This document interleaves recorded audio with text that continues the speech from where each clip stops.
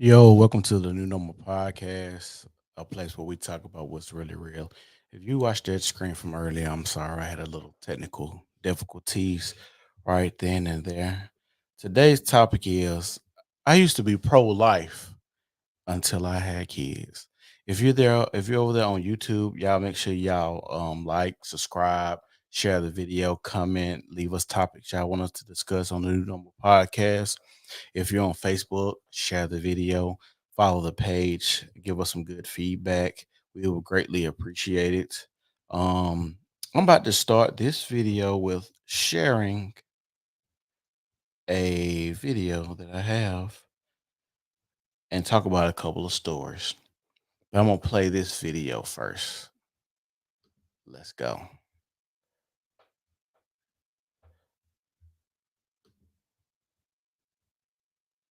As a matter of fact, Mr. Dorn, and if I may finish, we have received contributions from people who want to support us because they want all welfare mothers and all black women to stop having children.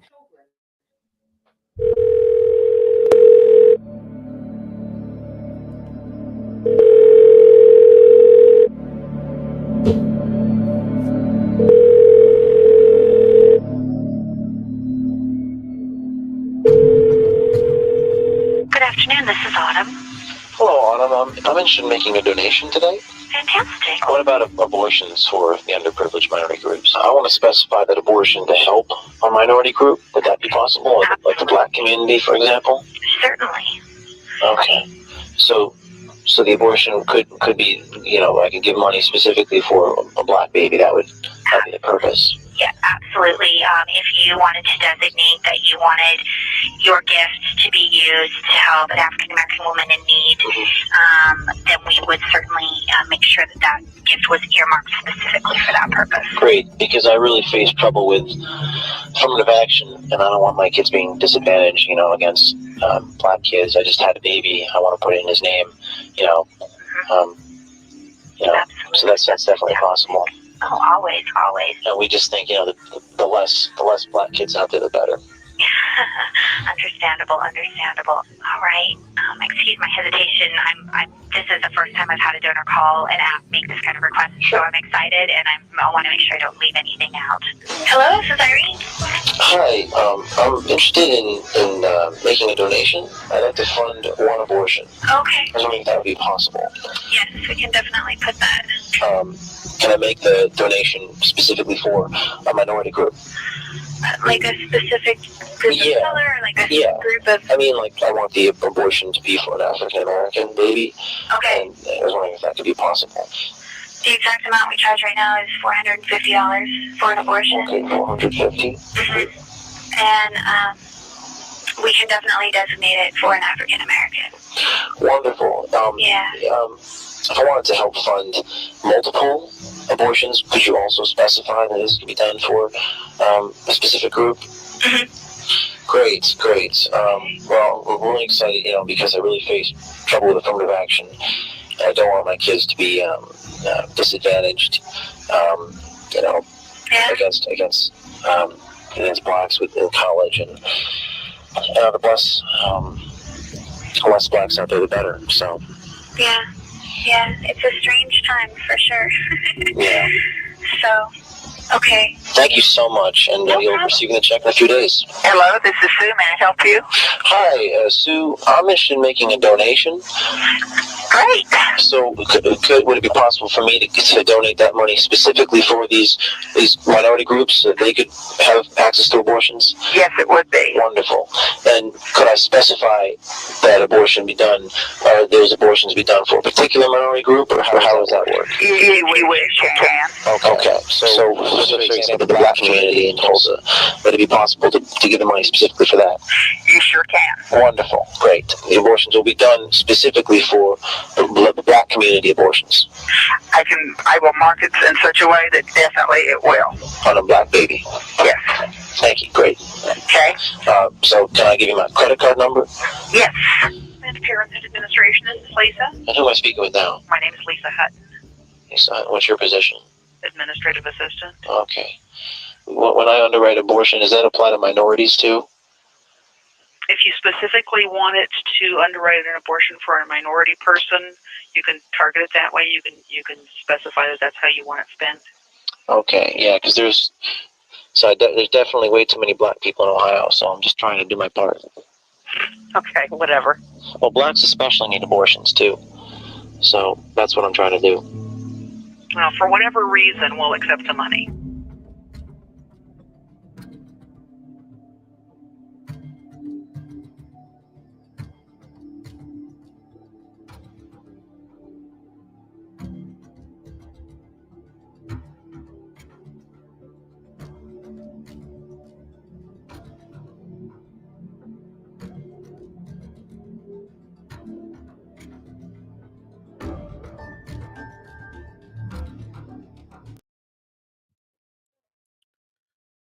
So if y'all seen that video,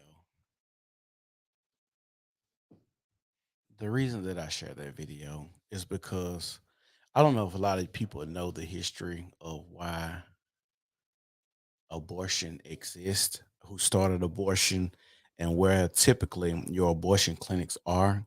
But 70 something percent of abortion clinics are in black neighborhoods. But this video is not about that. It's about letting people know why I was pro life until I had kids. And it actually has nothing to do with my kids. It has everything to do with other people's kids.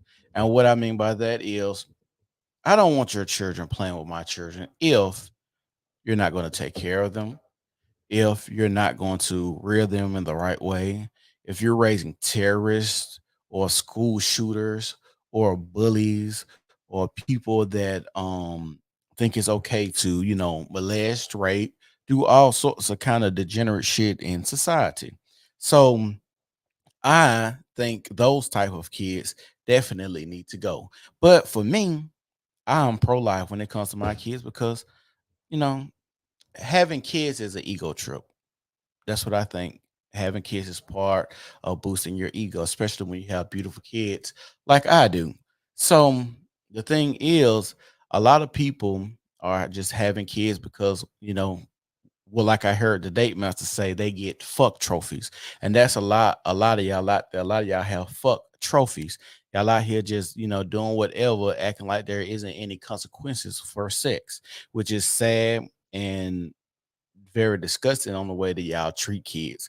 But like I said, if you're not going to take care of your children, if you're not going to treat them like they're supposed to be, rear them up, give them, the fiduciary responsibilities, clothe them like you're supposed to, and love them like you're supposed to, yeah, y'all need to go ahead and get them out the way.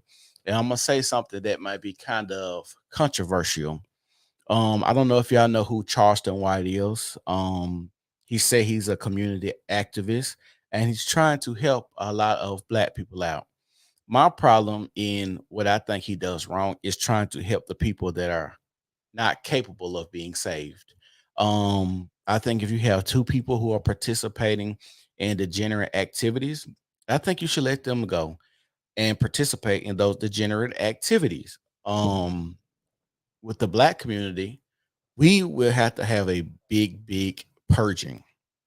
We will have to have a very big purging for us to come back and be good, moral people, good, happy people, people who care about raising kids, family, building stuff, and not tearing down, riding, acting like kids when we don't get our way.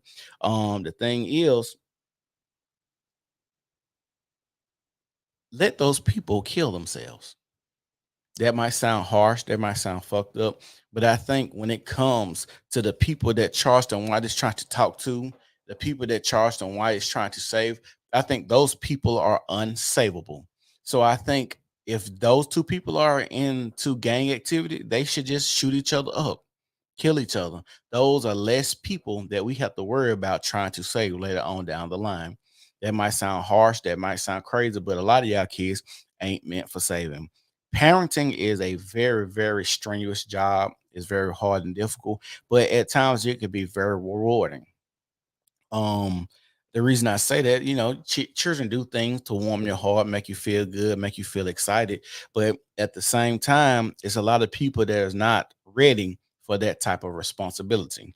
And I feel like if you're a person who claims to not be ready for having children or taking care of children the way they need to be taken care of, I think those people don't need to be having sex as well.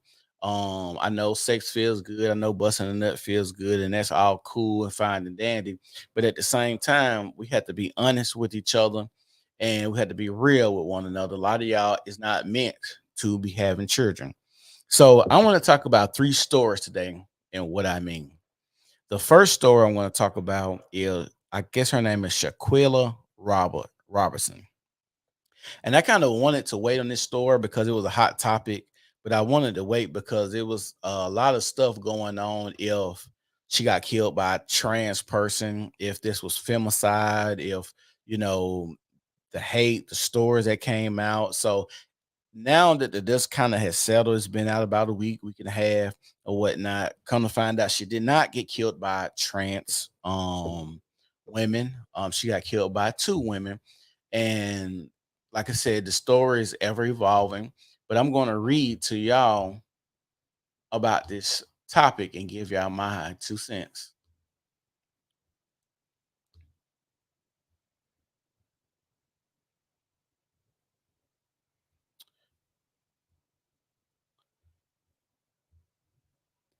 So, excuse all these ads. What happened to Shaquille Robinson? A video of Shaquille Robinson, who recently died, has been going viral, and ever since, many have been seeking the what happened to Shaquille Robinson. To know what happened to Shaquille Robinson, let us find out in the article below what happened to Shaquille Robinson. What happened to Shaquille Robinson and who Shaquille Robinson is. What happened to Shaquille Robinson? Shaquille, I'm thinking I'm saying her name right. If I'm pronouncing it wrong, y'all help me out. But Shaquille Robinson recently died on a trip when she had gone to Mexico with her friends. Her parents, Bernard and Salamandria Robinson, wow, were shocked when they learned that Shaquille Robinson's death. Shaquille Robinson alleged cause of death was alcohol poisoning, but her parents were not convinced that was the case. A Shaquille Robinson Mexico video has turned up, changing the perspective of this case and confirming her parents' doubts. What was in the Shaquille Robinson Mexico video? What happened to Shaquille Robinson in Mexico? Did she not die of alcohol poisoning? In the coming section, let us find out and reveal the Shaquille Robinson Mexico video. Shaquille Robinson fights. Shaquille Robinson death has been international news because she died in Mexico, but she had gone holidaying from Charlotte, North Carolina. There had been various speculation regarding what happened to Shaquille Robinson on how she actually died, since the alleged cause alcohol poisoning, which her friends had told was proven a lie when the autopsy came out. Shaquille Robinson Mexico video that came out recently on TikTok has been helping families and officers understand what happened to Shaquille Robinson in Mexico. Shaquille Robinson's friends, there is a mystery case in Mexico as a Charlotte family tries to find answers to how a 25-year-old woman was found dead. The Dejanay Jackson is a friend of Charlotte, North Carolina woman Shaquille Robinson. The video shows Shaquille's face was swollen as well. She had a jam on her head. I don't know who wrote this article. She had a jam on her head, her eyes were stinging, and her lips were split. That's because she was assaulted by one of the girls on the trip named Dejanay Jackson, and they spell her name differently in both sides. Her so-called best friend, Khalil Cook, just stood there, but she didn't do anything. A disturbing footage was released on the internet, and the netizens were quite shocked. I don't know what the fuck that is, on witnessing the graphic video where Shaquille Robinson became a victim of severe beating. Robinson was naked and defenseless. She was beaten by one of her friends, says the CCTV footage, but it was still unsure who was the criminal behind the murder. However, we attested a capture of her friends who are suspected of her death.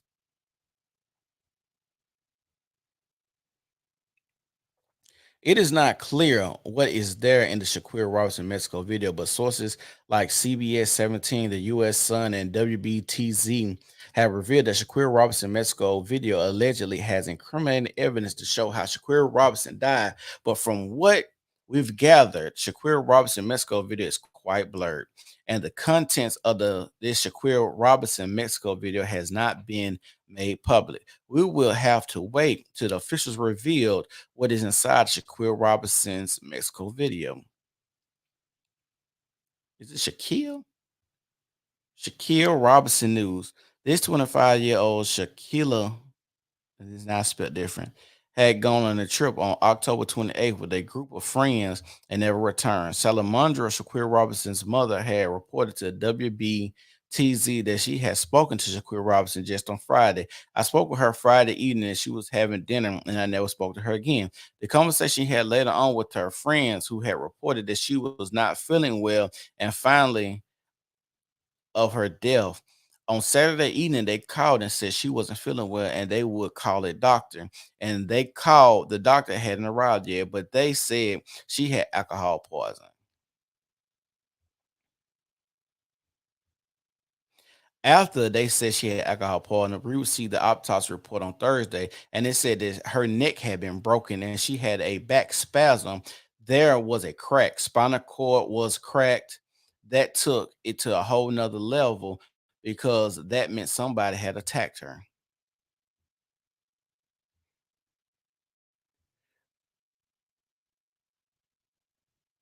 So y'all, this article is fucking horrible, but this one I picked. So like I said, when it comes to abortion, I don't believe it for my kids because I'm handsome, I look good, I know I'm gonna produce pretty babies, beautiful babies. In fact, I know I'm gonna take care of my kids. But the thing is I'm fearful of how people are going to raise their children, what they're going to do with their children, the things they're going to teach their children, the interaction my kids are going to have with your children. So if you're not going to raise them right, yeah, you're gonna have to get them out of here. And like I say, in our community, we have a lot of people who aren't raising their children or even trying to raise their children properly. And we can't say parenting is not an integral part of raising a child or what they will be in life, because even if your child decides to stray away, they're not going to go too far. Whereas people who don't raise their children correctly always tend to go far and beyond the scope of anything a lot of people can fathom, like school shooters, people who don't get, vagina, men who aren't taught about women and stuff like that. So when it comes to raising kids, I would like everybody to raise their children appropriately. You ain't got to raise them like mine, just long as they're decent human beings, long as they give back to society, and long as they don't take from society, long as they not out here, running in your house, because part of being a parent is making sure my children is able and capable enough to know they don't have to go and rob. They don't have to go and steal. They don't have to be out here gang banging and shooting people up. They don't have to be doing anything cruel and hurting people. They can be loving, kind, and caring, even though the world is vicious and brutal. And I think a lot of that is because we have a lot of people who are angry with their fathers, angry with their mothers, angry with how they were brought up. It's crazy the reports that I see of how many people are brought up and are molested and touched and fondled and mistreated and beat on, sexually assaulted, all of this stuff that kids endure on the growing up. And to you to send those little kids out, and it's not their fault, but just sending those kids out that you have abused like that to only perpetuate abuse on other people, on other children, on school people, classmates, and when they get older and adults and doing little sneaky shit and fucked up shit to people. So, like I said, it's very, very scary, the lack of empathy and sympathy a lot of people have when it comes to children nowadays. And hold on, y'all. And we all need to be careful. We all need to be careful when it comes to raising our children. The second story that I have on this lovely day, I'm going to share it now.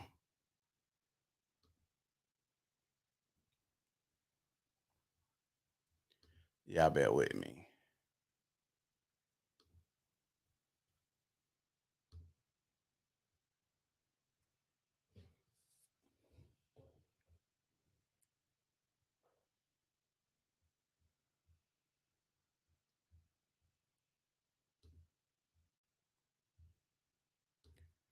Dang. This story is about a young lady who killed her friend in an argument in Florida. She shot her in the head over an altercation about dancing too much in the club, which is very fucking sad. These are the people that y'all are raising out here that don't understand how to problem solve or have great conflict resolution when it comes to people. They out here just shooting and doing whatever they think they deem necessary to happen. So we have Florida woman fatally shot friend doing Uber ride over drinking and dancing. Usually, if you ever read these Florida stories, it always says Florida man or New York man. You know, now we have Florida woman charged with fatally shooting friend doing Uber ride, drinking and dancing. A Florida woman has been charged with murder after fatally shooting her friend in the back of an Uber for drinking and dancing too much at a club. Natalia Harrell, 24, was charged with second-degree murder for shooting and killing, I guess it's Gladys Yvette Barcella, 28, inside of a crowded Uber on Saturday morning. Harrell was riding in a 2020 Cadillac Escalade with 6 other people at 2:15 a.m. when she started arguing with Barcella. Video from inside the car shows Herrera reaching inside of her purse and pulling out a gun before firing at Barcella. The argument escalated into a physical altercation, and Herrera can be seen reaching into her purse. A police report said Herrera retrieves a small caliber firearm from her purse and fires a single shot at Barella. The driver immediately pulled over. The 6 friends fled the scene, leaving Barcella with the frantic driver. Damn. So she gets shot. I guess everybody frantic. People haven't seen that, so I guess they just take off and dip. But I don't think I would do my friend like that. I've seen some graphic stuff, so I would definitely be there to check on my friend. Um, The 6 passengers flee the scene in various directions. Police said the 4 males were later identified, located, and transported to police station for an interview. The driver called the police, and upon arrival, they found Barcella with a single gunshot wound to her torso. Miami Herald reports Barcella was transported to the hospital where she was declared dead. It was Harrell Barcella It was Harrell, Barcella, and another unnamed woman, and 4 men the Uber driver picked up from the urban nightclub to take to the Icon Hotel and residences. But one of the witnesses inside the car says the woman first engaged into a physical altercation before getting inside the Uber and continuing their argument. So I'm guessing they had got to fighting before they got into this vehicle or the Uber. And it's crazy because why would you shoot somebody because they were over drinking and dancing too much? That shit's weird. Um, the witnesses say Harrell gave Barcella a verbal warning before shooting her. Harrell was arrested on Tuesday and is being held without bond at the Turner Guilford Night Correctional Facility. Harrell has pleaded not guilty to the felony charge. See, like y'all are raising people out here whose first mind is to go and shoot people, because they drinking and dancing too much. That shit is weird as fuck.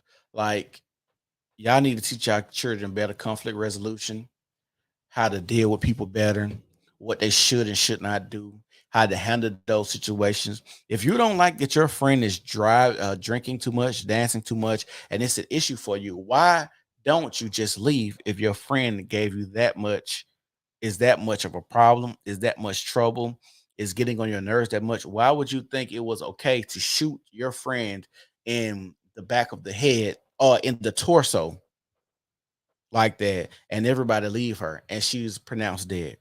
Just it's crazy that all of these people are taking trips with their so-called friends and ending up dead.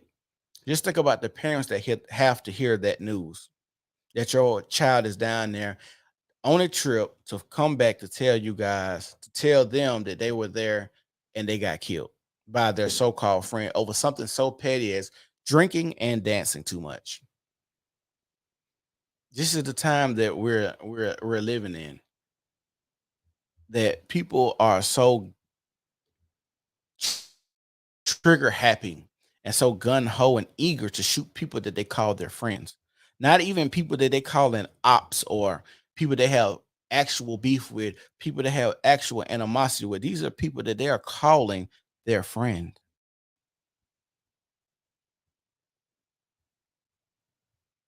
Scary. Just think about it. These are people that people are calling their friend.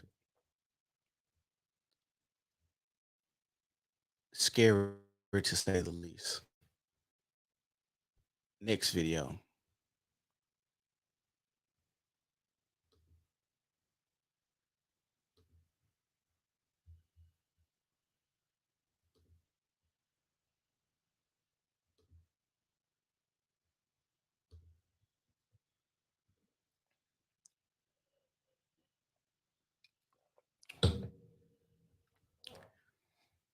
So, police, Alabama teen assault and killing of two women. Authorities in Southeast Alabama is searching for a 14-year-old boy in the shooting death of two women who were found dead inside a home. 14-year-old boy out here killing people. You got to understand when you in this type of environment and how these kids are raised, and I don't care about any other community because they'll say, well, you need to talk about white people. I'm black. I don't know what goes on in white communities. I wasn't raised in white communities. I was raised around black people predominantly. So a lot of the stuff that I see and speak on, I can't say and speak on and from my interactions. There's no reason that in the black community that we have a rate of murder the way we do. How do 13% of the population, 14% of the population, um, make up half the murders in the United States? That shit is fucking sad. And before y'all say vicinity killing, and before y'all bring up people that kill people around them, look, that's true. But when it comes to rate, RATE, nobody kills each other like black people do. The Ku Klux Klan that hung up their hoods now. They done hung up their hoods now. I ain't even gotta do shit else. And before y'all say it's because black people black people weren't killing each other, when they was and all this other shit back in the day. A lot of this shit is fathers being taken from the home, which is always was an attack. People want to live on the welfare system. Women thinking they can raise young boys to men. This shit is getting sad. So, authorities in Southeast Alabama are searching for a 14-year-old boy in a shooting death of two women who were found dead inside a home, police said Monday. The youth, who the Associated Press isn't identifying because of his age, is wanted on 2 counts of capital murder in the death of Jasmine Danielle Bean, 20 years old, and Jalexis LaShawn Wells, 21, police said. All 3 people are from Dothan. Why all these damn ads on these news sites? Police responding to a call found the victim dead from bullet wounds about 8 p.m. Sunday. According to a statement from police, neither woman lived at the home, where authorities believe several people had been gathering, although no one else was present when authorities arrived. The juvenile already wanted to pick up orders related to 2 assault charges and shots that were fired into an occupied vehicle in July, police said it isn't clear whether the July incident was related to the killings. Did y'all hear what I just said? It says the juvenile already was wanted on pickup orders related to 2 assault charges and shots that were fired into an occupied vehicle in July, police said. It wasn't clear whether the July incident was related to the killings. So we have a 14-year-old boy that's just out here just shooting occupied vehicles, killing people in houses, 2 young ladies in houses at 14 years old. Ain't no telling how long this boy has been a menace to this community, to his parents, to his other immediate family, to brothers, sisters, aunts, to school classmates and other people like that. There's no telling how evil this young man is, how poorly raised this young man is. Like, all of this is sad to read, that we live in a society where people jump off the porch at an early age like this just to commit crimes and be like this when it comes to people. To want to hate on people, to want to shoot at people, to want to cause people harm. Like, you 14 years old, bro. Why you ain't outside riding a bike? Why you not running through the woods? Why you not, play wrestling? Like, y'all skip the wrestling phase with your homeboys and stuff like that and go straight to shooting each other. That is very, very scary to know that we have young boys out here that's listening to rap music and other stuff and just go fly off the handle and get straight to killing. That's very, very, very, very sad. And the reason that I played the video earlier about the man calling the abortion clinics and saying that he wants to put money for the killing of black babies, the person who started abortions and wanted to put them, well, abortion clinics are in like 70% of low income neighborhoods or urban areas, was Margaret Sanger, and she was a eugenicist. If you don't know the history, y'all can look it up. And that's why, like, even in Birmingham, they just built one, Planned Parenthood, downtown. Birmingham is a 76% black city. So when you understand what is really going on, like, if abortion wasn't around, the black population would have probably doubled. Y'all keep talking about, I hear so many black people say, vote. We need to vote to change stuff. We need to vote to change stuff. We need to vote to change stuff. And then still be like, oh, yeah, we need to have abortions. We need to have abortions. But you don't think you kind of going against yourself if you say, yeah, y'all need to kill y'all kids, but then tell people to vote and then wonder why your vote doesn't really matter because you don't have the numbers to sway or make change in the society that you want to see. Because typically, if you are a black person, typically most black people are Democratic. So if you're a Democratic, you're probably going to raise your children to be Democrats. So that should give you favor if you didn't kill your kids to get the laws and the legislation that you want passed. But like I was saying, it is a time where us in our community, the black people, there will have to be some type of purging, because there's no way we can save everybody. Everybody can't go where we need to go as black people. Some people's minds are so messed up, it's so tarnished, so tainted. So many people are really, like YMW Melly said, murder on their mind. That's all they want to do. Some people are so trigger happy. That's all they want to. They just want to shoot, kill. And like I said, for me, I'm pro-life. I love my kids. I love me. Anything that comes from me, I plan on taking care of. All my responsibilities, all of that. Charles said you should vote regardless. Voting for regardless for what? Because the black neighborhoods ain't really doing nothing. And there is no changes from what I see. Like, I live in Birmingham, Alabama. And living in Birmingham, Alabama, the Birmingham school system is a failing school system and probably been failing the last 10 to 15 years. And parents still continue to send their children to Birmingham city schools. Now, people will ask, what do you want the parents to do? Parents could easily move. Oh, that solution is too simple. That solution is too easy. You just looking at it too black and white. It's not that easy for everybody. Why isn't it? That's the part that a lot of people aren't willing to do. They aren't willing to sacrifice making those changes for their child, for their children, because we know with when you have children, it's certain sacrifices that you do have to make, that you will have to make.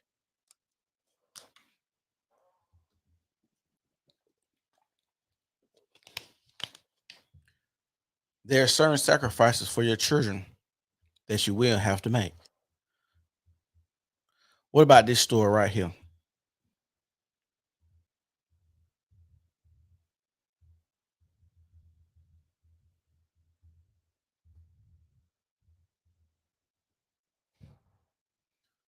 Talk about this story here.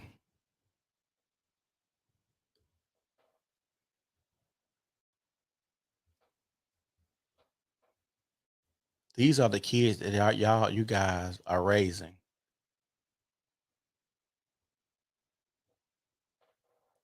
History itself should be the reason.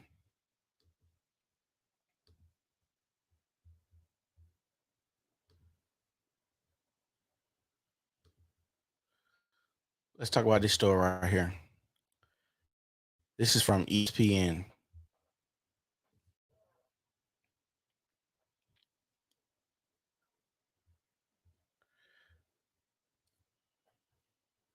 Three Virginia football players killed, ex-player in custody.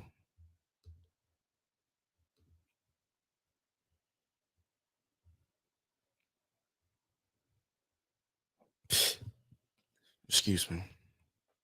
Hopefully it'll play.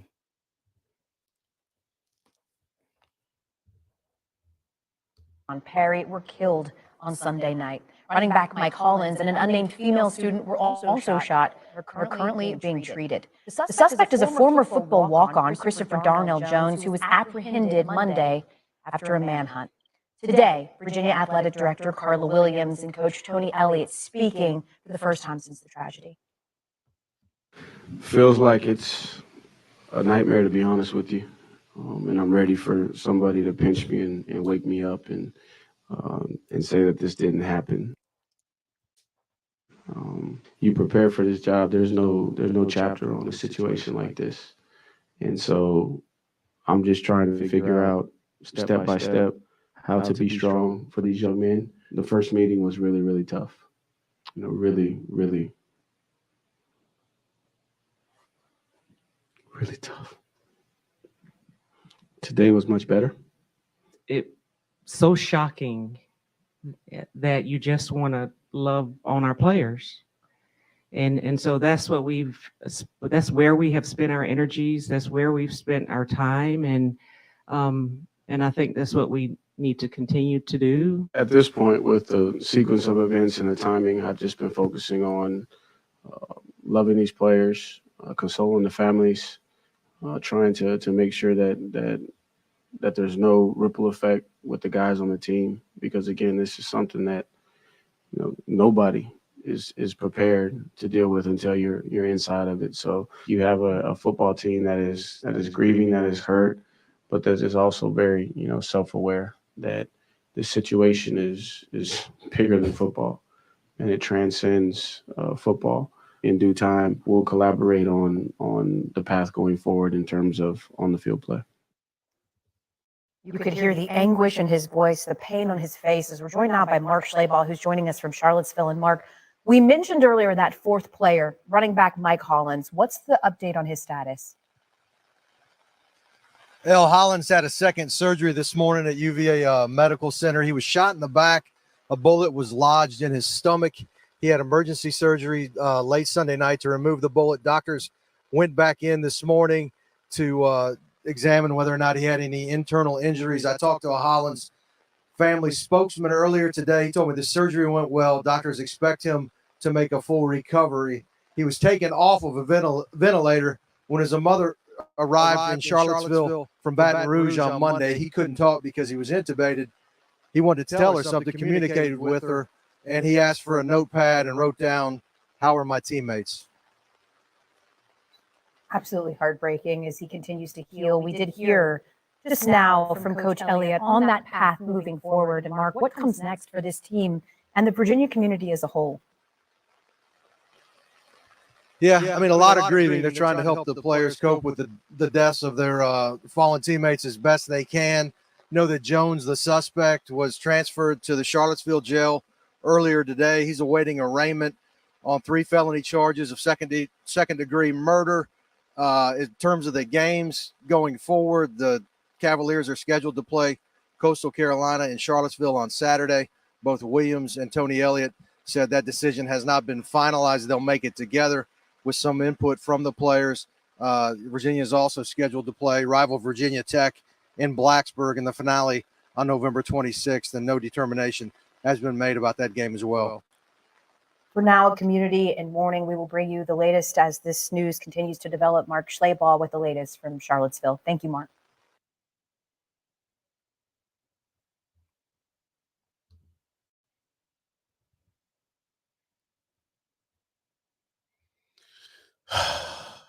And see, watching stories like that shit is very, very sad. That's what Charles said. What my ancestors went through for y'all niggas, it shouldn't be a choice, in my opinion, on whether to vote or not.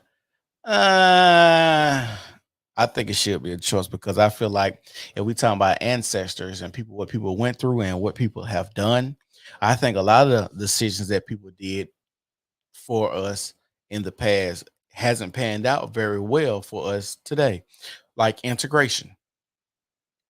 Integration was like one of the worst things. And when you tell niggas they can't have something for so long, and then you start mixing and mingling and make black people feel like they assimilated into a society, when in fact they were forced onto white people instead of sticking with each other. That's why you have a lot of the issues that we have now. One of the problems, another problem, this gonna sound crazy, is with us as black people, white people ain't as racist as they used to be. They still racist, but for the most part, everybody out here just trying to live, right? And people ain't really studying black people like that. Just to be 100% real, I don't think people really just studying us like we think they are. And so, in turn, that leaves a lot of people to do dumb shit, bullshit, hate on one another, mistreat one another, because there's no reason or no need to have camaraderie for us to come together, to be one, to be a unit. What they say, one sound, one man.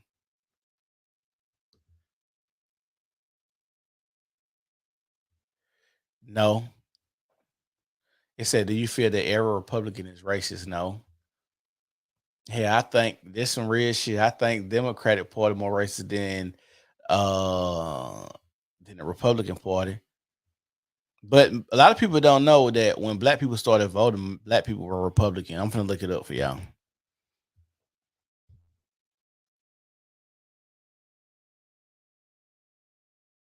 And don't come on here with talking about the party switch shit because that has been debunked plenty of times.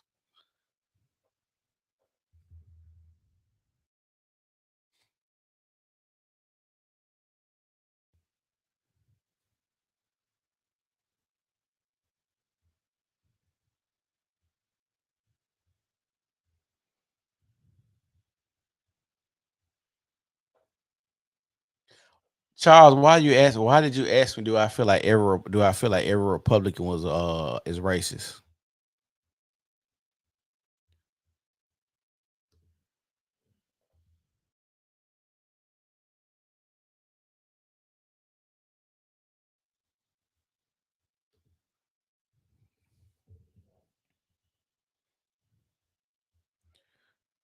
That's the United States Senate. Hold on, I'm finna look it up for y'all.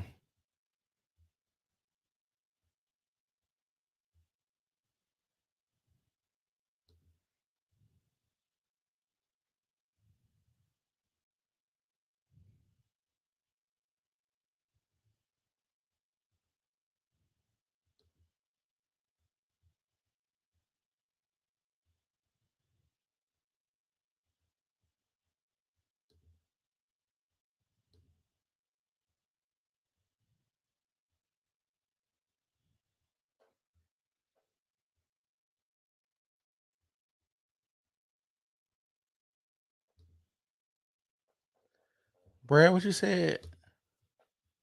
Red Wave shouting. Man, that shit was lackluster with from voting last week. I don't know what the Republican Party got going on. Cause LBJ said, y'all give me these programs. I'm gonna have these niggas voting Democrat for the next 200 years.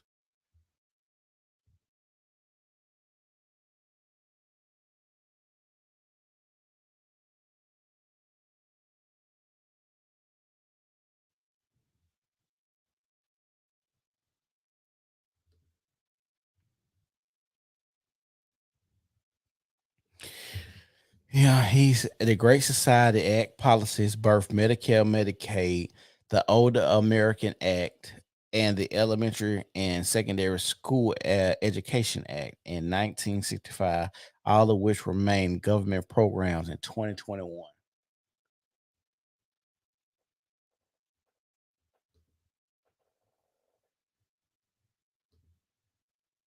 Individuals that believe the Republican Party is racist has not done their own independent research. Only because a lot of people feel that way. I don't, because I'm old enough to realize nobody is the same.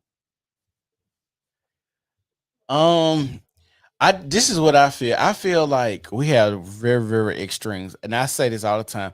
Republican Party, when it comes to like racism and stuff, I think it's to the point where Republicans be like, "Oh, y'all ain't being oppressed. Y'all ain't, ain't nobody racist. Y'all can have the same opportunities, whoop to whoop, all this," and they just don't give a fuck. Whereas the Democratic Party is like, "No, black people, you're not free. You're everybody's racist. White people racist. Everybody racist. You getting beat down. Vote for us and we're in racism." And it's like the same talking points when you hear, Democrats. It's like, y'all are racist, people are racist, y'all are oppressed, and whoop, whoop. And Malcolm X said this real shit. Watch out for the white liberals. Have y'all seen what the white liberals are doing to our society now, telling us, transgender stuff, telling us we can turn boys into girls, girls into boys, and shit like that? Telling us we have arguments over bathrooms, and should they be allowed into the military, and dumbass shit. It's a film called Uncle Tom on Amazon Prime that highlights the Black conservatives. Very insightful film. Is that the one by the guy from California, Brad?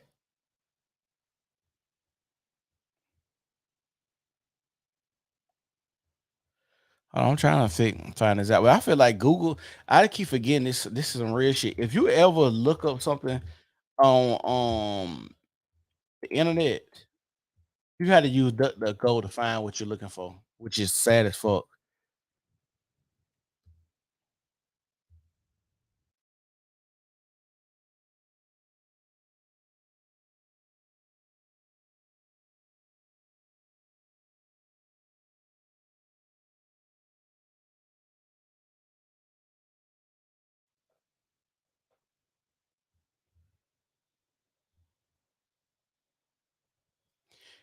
Let's see.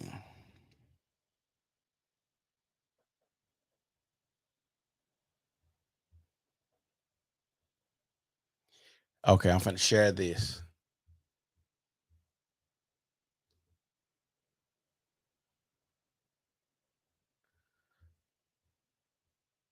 Let's hide that.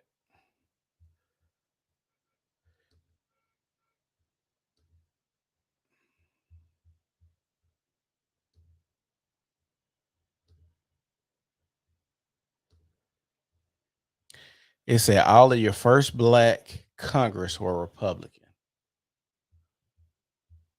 Larry Elder, that's his name. Larry Elder. Meet the first Black members of the United States Congress. The U.S. Senator Hiram Revels, 1827 to 1901, from Mississippi, was the first African American to serve in the United States Congress. He served in the 41st Congress, which lasted from 1869 to 1871. Also a preacher, Revels was a powerful speaker. He was a lifelong freedman, even though he viewed himself as a representative of the state. Irrespective of color, he also represented freedmen and, as such, received petition from black men and women from all states. Yet he also favored universal amnesty for former Confederates, requiring only their sworn loyalty to the Union. The letter from the governor and secretary of state of Mississippi certifying Hammond Road's rebels to the United States Senate, January 25th, 1870.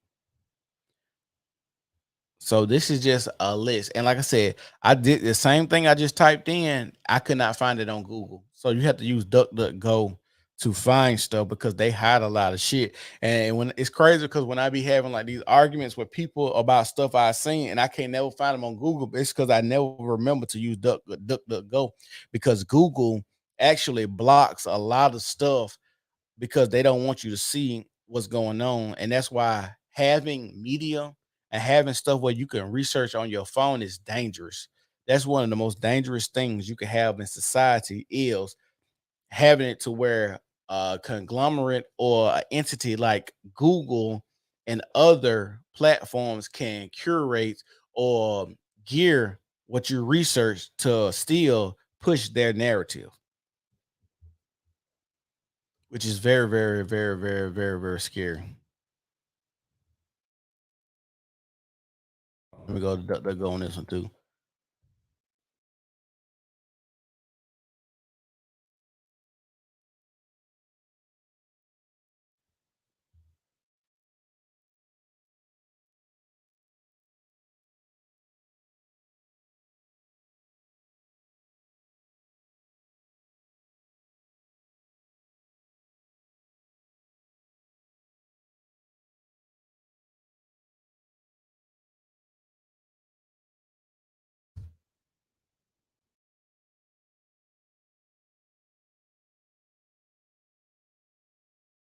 And my wife got this heat bunny in the house. Let's see what it say.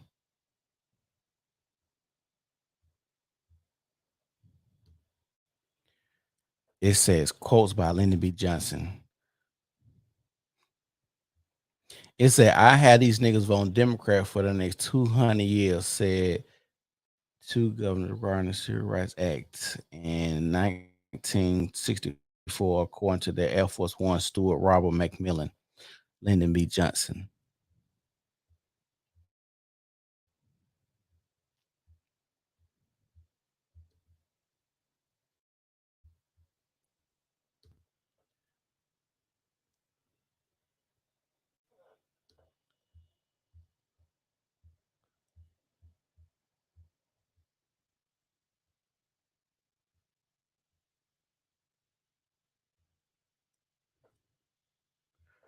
Hold on, let me share this so y'all can see this.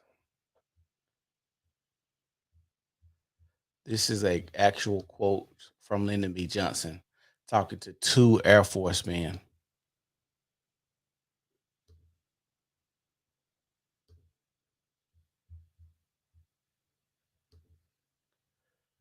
And like I said, y'all got to go to DuckDuckGo if you're trying to find something on the internet that you think is going to be blocked. Use DuckDuckGo because they definitely be hiding stuff so you can't see it. But it say, I have them niggas voting Democratic for the next 200 years, said to two governors regarding the Civil Rights Act of 1964. According to them, Air Force One Stewart Robert McMillan. That's from Lyndon B. Johnson. So this is who he said it to, and this is who reported it. This is why I say, like, when people don't actually research and find like history, they just be going for stuff because at a young age, this is some real shit. At a young age, I used to just watch older black people do stuff, and I'm like, this is the stupidest shit I've ever seen in my life. And I'm a kid watching this, especially a kid growing up in church. If you grow up in church, you're going to see some of the most dumb, outlandish, preposterous things you've ever seen in life if you grow up in church, especially a Baptist church in the South. You're going to see some wild fucking things. Like one of the things that we was talking about the other day, growing up in a Baptist church, is they don't let women into the pulpit. I don't know if they do that now, but when I was in church heavy, women were not allowed to be in the pulpit in that Baptist church. Women touching and feeling and showing affection to your wife in church was like banned, and like they used to have a lot of weird stuff, and they used to always sing these old hymns, the old church hymns, slave hymns and stuff in church, as if they was getting beat, like they had got their ass beat before they walked in the damn door. And this real shit. I grew up in Birmingham. I'm 34 years old. When niggas talk about racism like that in Birmingham, and Birmingham is a black mecca, that shit is weird as fuck to me, because the last couple of mayors been black. Your superintendent black. Most of the kids go to school black. The Birmingham 76% black. Police department is like 76, 77% black. Like, where's all of this racism coming from when we got so many people here in Birmingham locally that could change laws and change things that's going on? I think Birmingham murder rate is like 100, and I think somebody said 129. Maybe it was 100. Hold on, let me look it up, because I don't want to tell y'all wrong, because people I swear I just be just saying. So hold on. Birmingham 2022.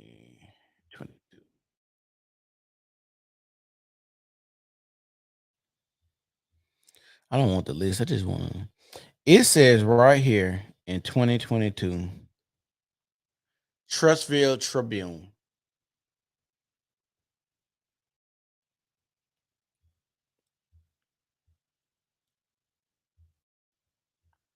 Oh shit.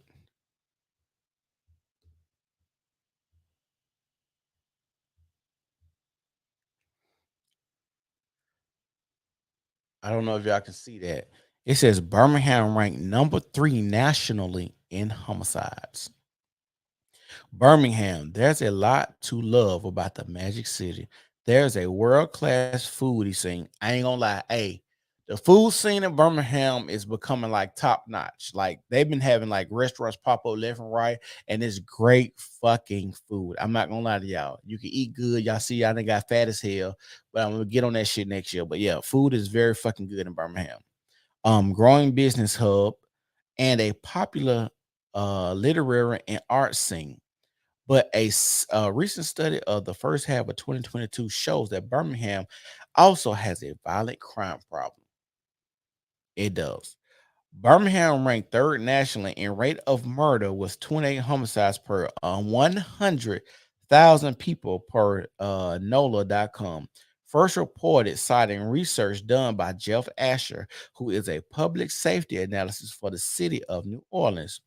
With 59 murders on the year, the city trails only much larger cities, New Orleans, 145 so far in 2022 for 36.8 rating, and Baltimore 174 homicides so far in 2022 for 29.1 rating.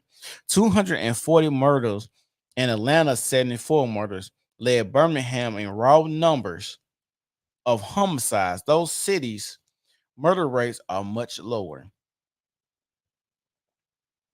That shit is scary.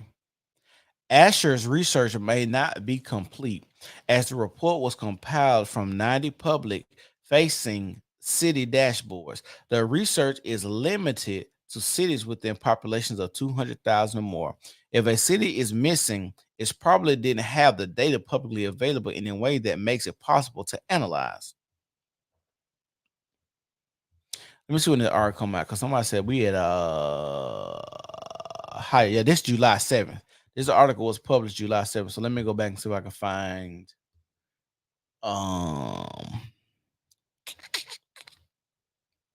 see, this one's September 3rd, and it said it breaks 100.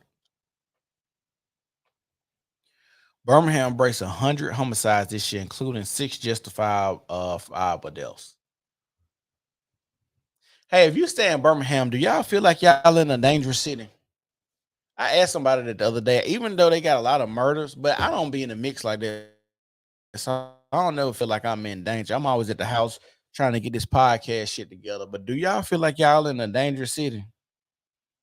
Birmingham. The city of Birmingham had 100 homicide investigations on September 3rd, 2022. 96 murders investigated and 6 justifiable deaths investigations. Police are investigating 3 homicide deaths so far this Labor Day weekend. This is enough, Birmingham said. Officer Truman Fitzgerald, Birmingham Police Department, is very frustrating. Sergeant Monica Law. This is a holiday weekend where families are expected to enjoy each other. So it is frustrating that the public be concerned about multiple shootings going on throughout our city. On Friday night, 1 man was killed and 5 people were injured, including 2 children, after a drive-by shooting. According to Birmingham Police, began in the 800 block of Arkadelphia Road, just across from Birmingham Southern College. One of the vehicles involved in the shooting then crashed into the car just a few blocks down the road. When this one came out? Yeah, because I think I had, as a matter of fact, I had passed this when I was going to work. What we're going up against as a community, we're dealing with individuals who don't mind shooting into vehicles on Labor Day weekend, said Officer Fisher. This day weekend, people traveling on the road, one can only imagine that if you shoot into a car, you have no clue who's in that car. On Saturday afternoon, after drive-by shooting happened, the city resulting in 2 men killed on Inglenook Street. Birmingham police arrived on the scene and found 2 shooting victims in a vehicle. The passenger died at the scene. The driver was taken to UAB Hospital where he died. Also on Saturday, 3 people were shot in Ellington Village, and 2 victims died from their injuries. This is all Labor Day weekend. This shit is fucking ridiculous. This is ridiculous. And this is why I say, the kids that y'all are raising, I wish y'all would just get them motherfuckers on out the way. Sounds fucked up, but I don't want them playing with my children. I don't want them around my children. I don't want them to have the fucked up mindset and mentality that y'all raising your children with. I'm starting to see a lot of crazy shit with these mothers coming out, how they're promoting violence with their son, telling their sons to shoot up people, fight people, do their bidding and dirty work for them. This shit is getting out of fucking hand. And a lot of people are not meant for saving. I know we have this, I know we're in the South, we live in the Bible Belt, and we think that saving people is what we're supposed to do. But that's not true. Some people need to be put to bed, for lack of better terms, because I don't want YouTube to be trying to counsel a nigga because I say what I say. At the root of this, there are a lot of pain from families who have lost loved ones. So my first thought is always with grieving families that are too many. He explained the mayor is calling on community to step up. Y'all know what? Birmingham been building a lot of shit, but they have not corrected this crime problem. Honestly, I don't know how you fix a crime problem in a city where shooting and killing is, I feel like, it's bred into these people. Like I told you, it's a city where education is not top priority. Well, when COVID hit, most kids they still had to feed kids because most of the kids before COVID were only going to school to eat. Most kids were only going to school to eat. It's going to take more than the mayor's office, said Mayor Wolfen. It's going to take more than the police. Mainly, we want parents and loved ones and the village to say, this is my son or daughter. This is my loved one, and we have to take care of the next generation, the younger generation, and we have to pour into them. This is crazy and sad that our mayor had to tell parents to actually be fucking parents. The mayor says it takes an entire village to create change, and Birmingham leaders need your help to slow down the rising crime. Basically, he's saying they ain't got no answers for niggas shooting all this shit up. I'm trying to see. They had a new what is this, October? Maybe it's right here. I don't want no list. Hold on. Say this is a list of Birmingham homicides in 2022. It includes homicide cases occurring within the city limits during the calendar year. Note that a homicide refers to the cause of death as determined by a medical examiner, not the commission of the crime of murder as charged by police or prosecutors. 134 homicides have been reported in the city as of November 22nd, putting the city on pace for 150 for the year. Based on the 2021 census estimated of 195,557 population, that represents a homicide rate of 75.9 homicides per 100,000 residents. Birmingham had 141 homicides in 2021. The recent record low of 62 homicides was set in. Hold on, let me make this bigger because this shit's small.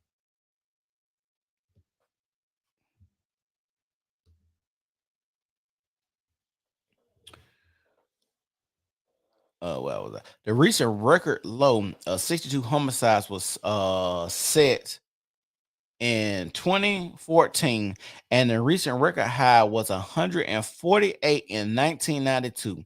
At this point in 2021, 118 homicides has been reported. The city has an average of 12.5 homicides per month, or an average of 2.4 days, or one every 2.4 days. There were 10 homicides in January, 15 in February, 8 in March, 15 in April, 11 in May, 11 in June, 17 in July, 12 in August, 14 in September, 13 in October, and 6 so far in November. The longest stretch without a homicide was 14 days span between January 14th through the 28th.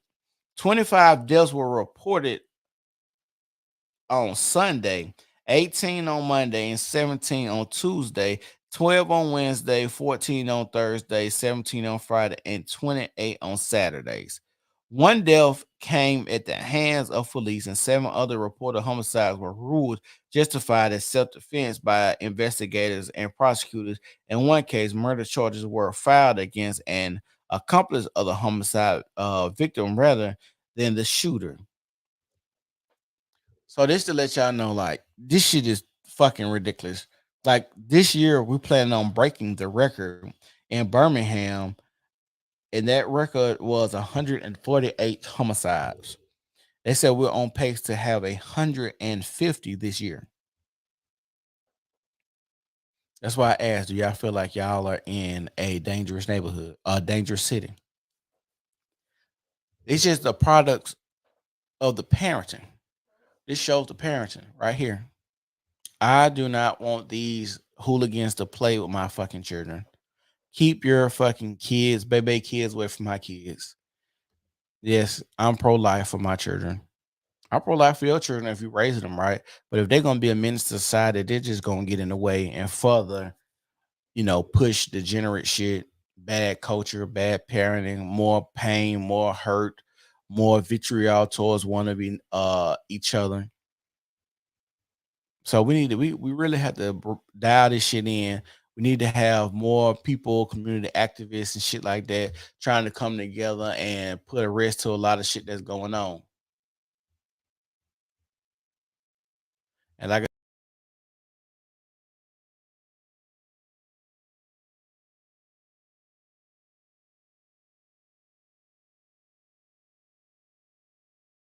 and whatnot, I don't think he should try to save those people. Period. I think those people are lost. I think those people are a lost cause.